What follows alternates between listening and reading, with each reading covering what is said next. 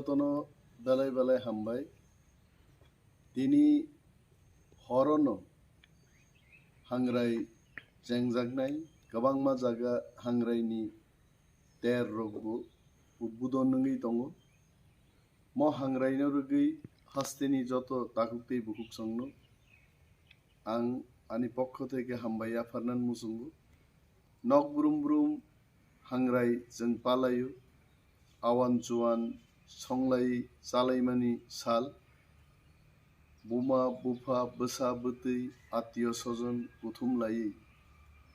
प्रत्येक परिबारनो प्रत्येक आमचायनो जों नुगो हांग्राय पालायलिमानि इभेन चिनि जारा थै थांनाय बरनोबो जों माइख्लायरिमानि बिसिंतै जों बाय असालो आसुग्लाय जालायमानि पान्दा जों ख्लायो चिनि हांग्रायनि दिननो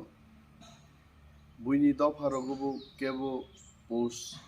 संक्रांति एबा आसाम रगो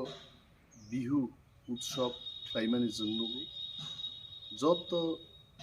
हायुंनि ताकुक्तै बुकुक संनो जानि जानि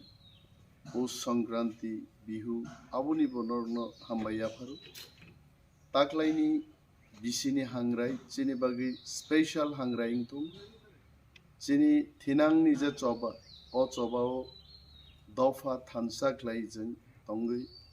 चिनि आरि रगनो मेचेनि जों कप्लायिंनानि आ प्रेयार बो जों ताक्लायनि हांग्रायो ख्लायबाय जदि जतनो एवं अ हांग्रायो आं टीटीएडीसी नि अंगैबो आनि व्यक्तिगत पक्ष थेकेबो जत ताकुक्तै बुकुक संनो पाइफ्लाया हामबाय याफारो जतनो गाहाम तंबायदि हामबाय।